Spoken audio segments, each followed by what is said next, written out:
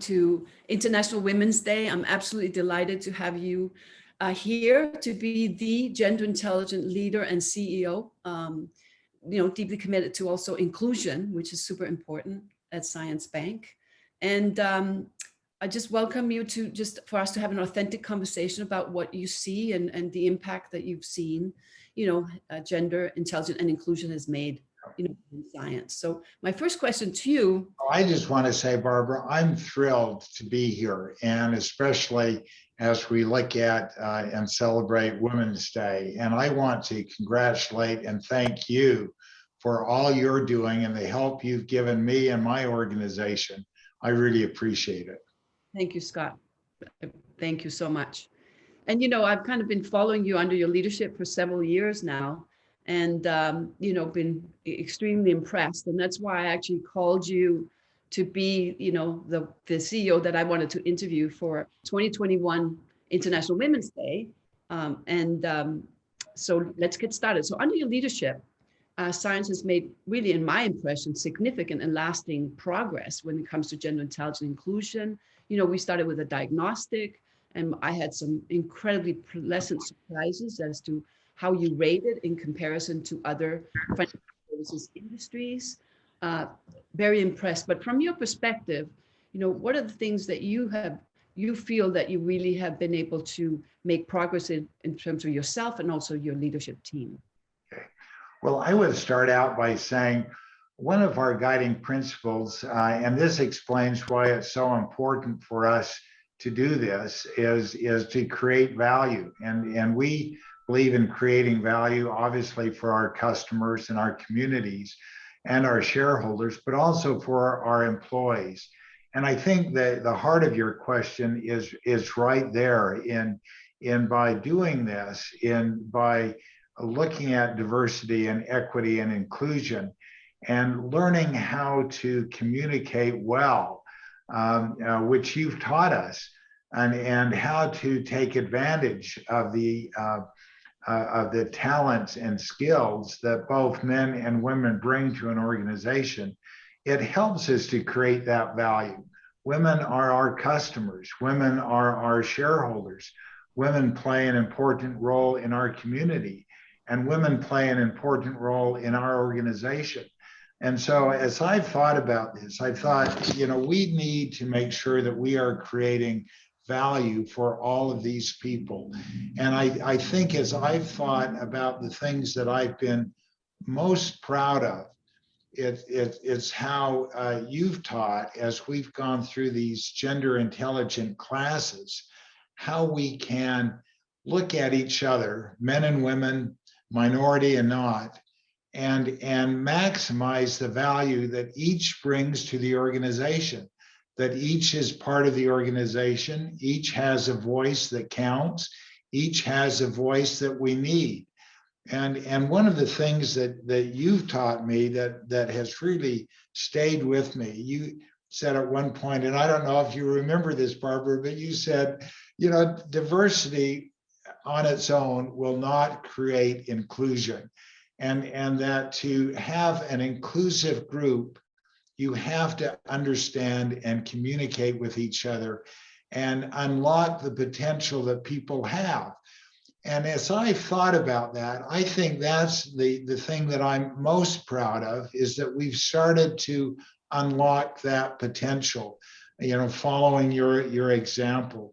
Often people, whether especially employees, are often treated as problems that need to be solved. And I think what I've learned is that instead, our greatest challenges can be solved by unleashing the potential that each has. And this means to look at each person for who they are, for what they can contribute, and make sure that we are drawing from them the things that they can do to help us, and that allowing them to contribute to the overall whole.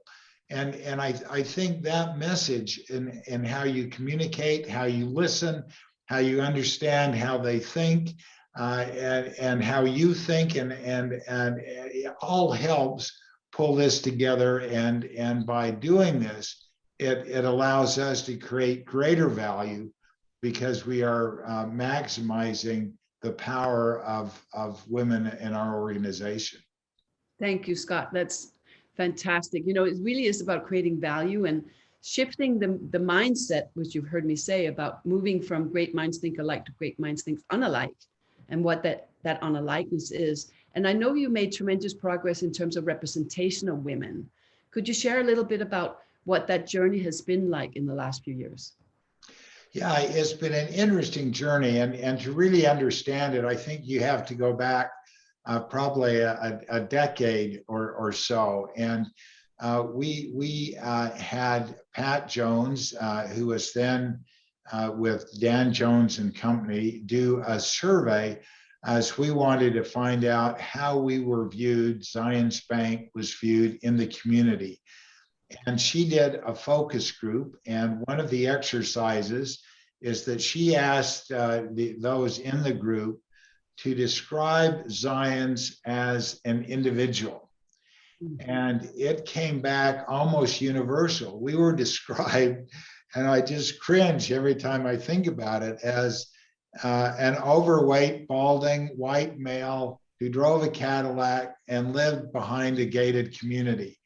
And I thought, that is not the image that I have of the bank. And it's certainly not the image that I want of the bank, because I think it's too confining.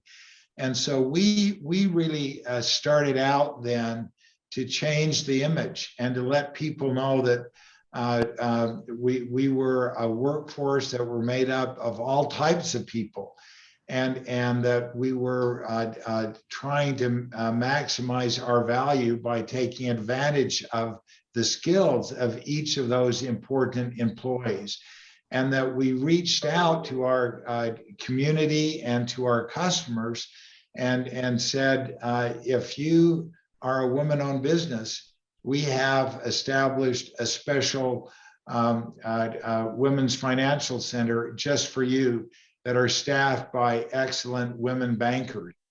And we did that to show that we were serious about this. And, you know, it was sad, because when the bank was established in 1873, several of the first people, of the first 10 people who came in and opened up an account with us, were women. And from the very beginning, women were allowed to open up an account without their signature of their husband or a male counterpart. And back in 1873, that was unusual. And so from the very beginning, we prided ourselves about being a bank for all people. And yet here, you know, we were described as an overweight white male, you know, that was balding and drove a Cadillac. And so it was important for us to change that image. And we've worked hard at it. And the last time that we had Pat Jones do a similar survey, the description came back as an Andy Main type of person, you know, that was fun-loving, that was creative, that was in the community, and was a force to be dealt with. And I was really proud of our people that had worked so hard to change that image, and through that become more important to our community. Interesting. Now, that journey, did you have any challenges in, you know, working with the senior team and in transforming the culture and making it more inclusive? Anything there that you could share? We did. It was a journey, and you know, we looked internally and said, you know, we need to set up a business forum of originally just women officers, where they could get together and talk about their career opportunities within Zions, and also to point out some of the roadblocks that they saw in Zions for their career development. And that became very important. And then we continued to do surveys to ask our customers what they saw as roadblocks for them as a women-owned business to do business with Zions Bank and what we could do to improve that. And then we instigated a training program with all of our officers so that they understood and were made conscious of attitudes, of behaviors, of the way we talked and the way we acted.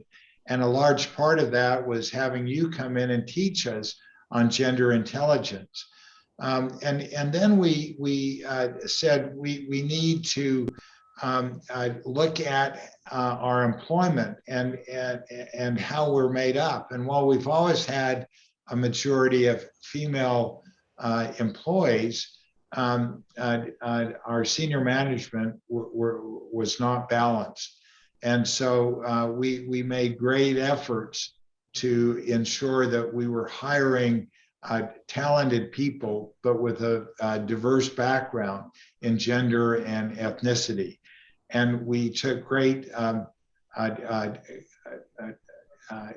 and we were careful in developing our training program so that we could take high potential employees that were female and a different ethnic background and train them and prepare them for succession into higher job rates. And we looked at our own board, so now our board is 50% made up of women, and our executive team is made up of about 35% women, and we're gaining on that. And our goal is to reflect in leadership and in employment and in our customer base, our community. And that's what our goal is. It's extraordinary. I mean, what a challenge. I mean, we know that there's been this aim for the last 15 years to have 30% women in senior on boards, and you've actually achieved 50%. So you're at the forefront of this, right? And we also know that it's not only about quotas, right? It is about transforming the culture. And I really, from expert looking into your bank, I actually see that you have really transformed the culture. And as you heard me say years ago, when we did the diagnostic, I was actually even pleasantly surprised how you'd already made progress. And then there were some pockets that needed, some transformation. From now, standing on the shoulders of where you are today, what do you see as next for Zions Bank in terms of gender intelligence and inclusion? Well, I think the next thing, and some of it, the need for it was illustrated by what happened last summer with the death of George Floyd. And I think that what that whole experience emphasized to me was the importance that we must respond as bankers with equal passion and determination to make sure that we have that we are an inclusive and equitable organization, and not just a diverse organization. And that goes beyond the numbers and looks at how do you value each other.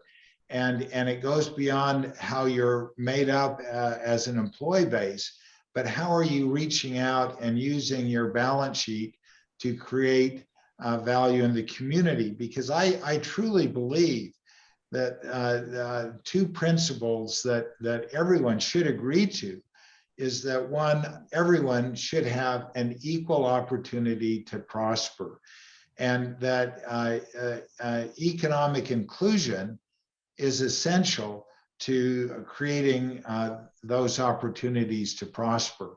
And as a bank, we have the ability to reach out and provide access to capital that to diverse businesses, to women-owned businesses, to minority-owned businesses, to large businesses, to small businesses, to individuals. And by doing that, we allow the economy to become more inclusive And through that, we allow people to truly have that opportunity to prosper. And I come back to that statement that you made to me a while ago, that diversity is not enough, and diversity by itself will not create inclusion. And in the end, if we have a diverse organization but not an inclusive organization, or we're not equitable with our family and friends and employees and customers, we've sort of failed. And so I think that that's where my passion is right now, to ensure that we open up the gates, that we allow our employees to have that opportunity to prosper, that we open up our balance sheet and allow that opportunity for our customers to have that opportunity to prosper, and by so doing, create an inclusive culture that will be sustainable. Thank you, Scott. One of the things that the International Women's Day in 2021 is inviting people to do is to challenge. And when I hear that, I am a little bit concerned about, how I've always said over these years, it's not about blame, it's about understanding. How can we not more blame, but actually, remove our blind spots, create the aha moments, and to accelerate understanding, right? Yeah. So for International Women's Day, as you mentioned, also race is enormously important, and women of color, of course, tends to be the more invisible women, right, in the workplace today. Any lasting thoughts around that particular challenge? Well, I think it goes back to the beginning, that and it's based in that question of why is diversity and equity and inclusion so important, and it's important on a number of fronts. You can look at it from an economic point of view and say a diverse organization and a more inclusive organization is a better organization, and you'll perform better, and you'll be more innovative. And I think that you really can't do that unless you have a truly employee base that's reflective of your community and your community base. And I think part of that is to ensure that Blacks and Indigenous people of color are part of the equation, and that they've been reached out to and they are brought into the fold, and that you appreciate their differences and you benefit from their unique talents, and that you give them a voice that can be heard and can help form policies and procedures and outreach programs that will benefit the bank and benefit our customers and benefit our employees. Scott, thank you. The messages are so important today, especially after this, well, not even over the pandemic, but, which has harmed women a lot more. So for International Women's Day, I really invite us to celebrate and honor our differences. And that is what science is representing to me and what you are representing. Gosh. So I really, really thank you for your time. Any passing last words for you to share? Well, I would just say that I would encourage everyone to give you a call and take advantage of your counseling and your wisdom and your teaching. It has made a huge difference in our organization, and it's brought us together. And it's not only brought us together as a corporate family, but it has brought us our own families better together, because you've taught us how to communicate better with our wives and our husbands and our partners and our children. And those are essential skills, that ability to communicate and appreciate what people bring, and to listen and to benefit from listening. And so, Barbara, I thank you, and I honor you on this day, and I just hope that others will give you a call and benefit from your wisdom as well. Well, thank you, Scott. That was not scripted at all, so I really appreciate it. authentic acknowledgement. Wonderful surprise, Scott. Thank you so much for your time. Thank you. Good to see you. Good to see you. Thank you, Scott. Bye.